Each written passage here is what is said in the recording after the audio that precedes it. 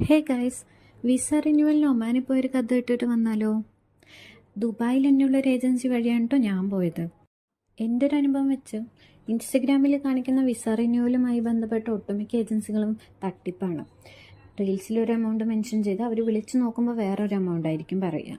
എന്നോട് ഉച്ചയ്ക്ക് 2 മണിക്ക് മുന്നേ അവരുടെ അൽറിഗയിലുള്ള ഓഫീസിലെത്താൻ പറഞ്ഞിരുന്നു. അവിടെ നിന്നായിരുന്നു ബസ് എടുക്കുക.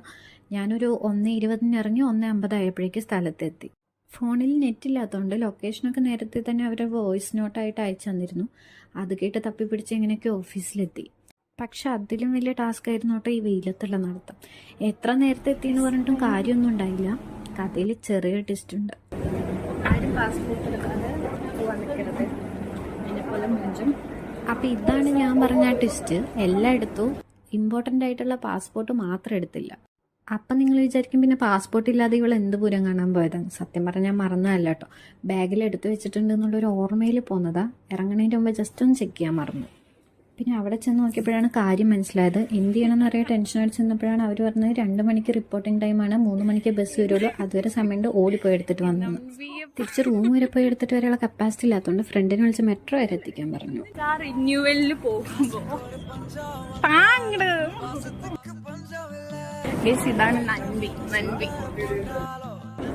സമയമില്ലാത്തതുകൊണ്ട് നന്ദിക്ക് ടാറ്റം പറഞ്ഞ് ഞാൻ അവിടെ നിന്ന് വിട്ടു. പിന്നെ തിരിഞ്ഞു നോക്കാതെയുള്ള ഒരു ഓട്ടായിരുന്നു ഗേസ്.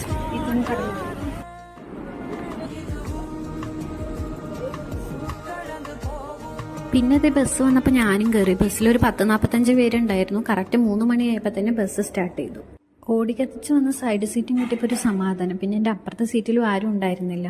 ബോറടിച്ചപ്പോൾ ഞാൻ 2 സീറ്റിൽ മാറി മാറി നിന്ന് സമയം കളഞ്ഞു.